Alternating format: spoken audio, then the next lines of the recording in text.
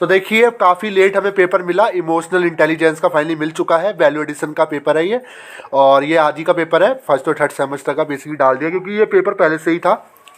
तो ये पेपर कितने नंबर का आया वो देख लेता हूँ। हो सकता है ये पेपर आपका 2 पार्ट्स में डिवाइड हो। तो पहला पार्ट हमें 30 नंबर का इसमें दिख रहा है, 30 नंबर का, 1 घंटे का समय दिया गया। ये पेपर हिंदी और इंग्लिश दोनों लैंग्वेज में आप लिख सकते हो, जरा देख लेते हैं।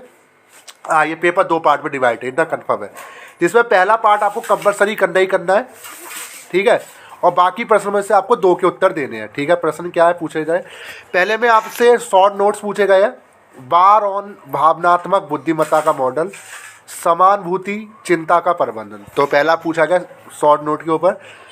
दूसरा भी अपनी भावनाओं को बेहतर ढंग से जानने में हम अपने रिश्तों को बेहतर ढंग से प्रबंधित करने के आत्म जागरूकता एवं आत्म नियमन की व्यक्तिगत दक्षताओं के आधार पर व्याख्या कीजिए। तीसरा, सामाजिक रूप से सक्षम व्यक्ति प्रभावी ढंग से संवाद करते और संघर्ष प्रबंध कुशल होते, उदाहरण सहित स्पष्ट कीजिए। चौथा देख लीजिए, उन विभिन्न नीतियों पर चर्चा करें जिनका उपयोग करके हम भावनात्मक बुद्धिमत्ता को बढ़ा सकते हैं। तो सारे ही ये पेपर ऐसे ही पूछे गए। अब देखिए पहला पार्ट वो था, दूसरा पार्ट ये है। दूसरा पार्ट 40 नंबर का, यानी ये पेपर आपका कितने नंबर का हो गया, ये पेपर आपका 70 नंबर का हो गया। तो 1.5 घंटे इसके लिए मिलेंगे, यानी ये पेपर 2 पार्ट में डिवाइड है, इतना कन्फर्म हो गया। बी पार्ट है, इसमें आपको 4 प्रश्न करने होंगे।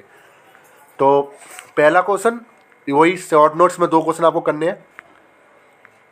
भावनात्मक बुद्धिमत्ता का लक्षण मॉडल, बहुत बढ़िया। सामाजिक जागरूकता में सहानुभूति की भूमिका, एआई और टीम निर्माण।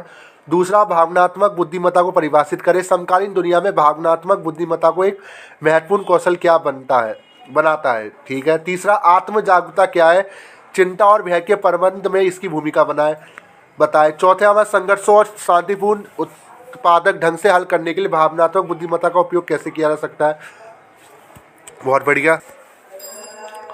5वां क्वेश्चन, बस यही 5वां क्वेश्चन है, भावनात्मक बुद्धिमत्ता को विकसित करने और बढ़ाने के लिए विभिन्न रणनीतियों पर चर्चा करें। तो यही पेपर था, 2 पार्ट में था, 70 नंबर का पेपर था। Thank you so much.